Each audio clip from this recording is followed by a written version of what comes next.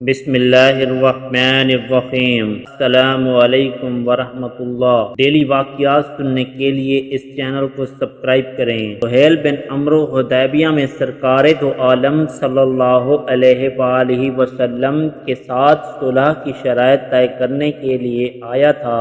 حضور صلی اللہ علیہ وآلہ وسلم کے دشمن بلکہ اسلام کے دشمن رویہ میں خاصی سختی تھی۔ معاہدہ جب لکھا جانے لگا تو بسم اللہ الرحمن الرحیم پر جھگڑا کھڑا کر دیا، پھر محمد رسول اللہ صلی اللہ علیہ وآلہ وسلم لکھنے پر جھگڑا، پھر اپنے لڑکے ابو جندل رضی اللہ تعالی عنہ کے واپس لوٹانے پر تنازع کھڑا کر دیا۔ سرکار دو عالم صلی اللہ علیہ وآلہ وسلم اس کی ہر بات مانتے رہے، یہاں تک کہ صحابہ کرام رضی اللہ تعالی عنہم زچ گئے کہ آپ صلی اللہ علیہ وآلہ وسلم جھک کر ان لوگوں کی شرائط کیوں مان رہے ہیں۔ نگاہ نبوت صلی اللہ علیہ وآلہ وسلم بڑی دور سی تھی، صحابہ کرام رضی اللہ تعالی عنہم کی نگاہیں وہیں تک نہیں پہنچ سکتی تھیں۔ سیدنا ابو بکر رضی اللہ تعالی عنہ فرمایا کرتے تھے کہ اسلام میں کوئی فتح حدیبیہ کی فتح سے بڑھ کر نہیں ہوئی۔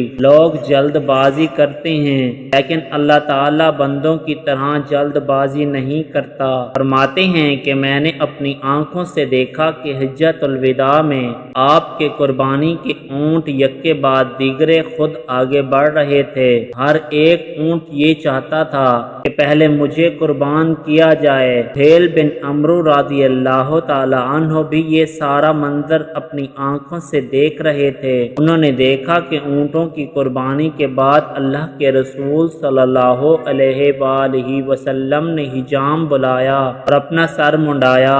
سیدنا ابو بکر رضی اللہ تعالی عنہ فرماتے ہیں کہ یہی سہیل بن عمرو رضی اللہ تعالی عنہ اللہ علیہ وآلہ وسلم کا ایک ایک بال چنتے ہیں اور اس کو اپنی آنکھوں سے لگاتے ہیں۔ پھر رضی اللہ تعالی عنہ کے دل میں اس منظر کو دیکھ کر کہ اونٹ آپ صلی اللہ علیہ وآلہ وسلم کی چھری کے سامنے سر جھکا رہے ہیں، آپ صلی اللہ علیہ وآلہ وسلم سے ایک خاص عقیدت ہو گئی۔ اسلام کی محبت دل کی اتھاہ گہرائیوں میں گھر کر گئی، وہ ذہن بدل گیا، دشمنی محبت میں تبدیل ہو گئی۔ اس کا اثر تھا کہ ایک ایک بال کو چن چن کر آنکھوں سے لگایا جا رہا تھا، جس کا چہرہ دیکھنے کے روادار نہیں تھے، اب اس کے بالوں کو آنکھوں سے لگایا جا رہا ہے۔ سیدنا ابو بکر رضی اللہ تعالی عنہ فرماتے ہیں کہ میں نے سہیل بن عمرو رضی اللہ تعالی عنہ کی اس عقیدت کو دیکھ کر سوچتا جاتا تھا،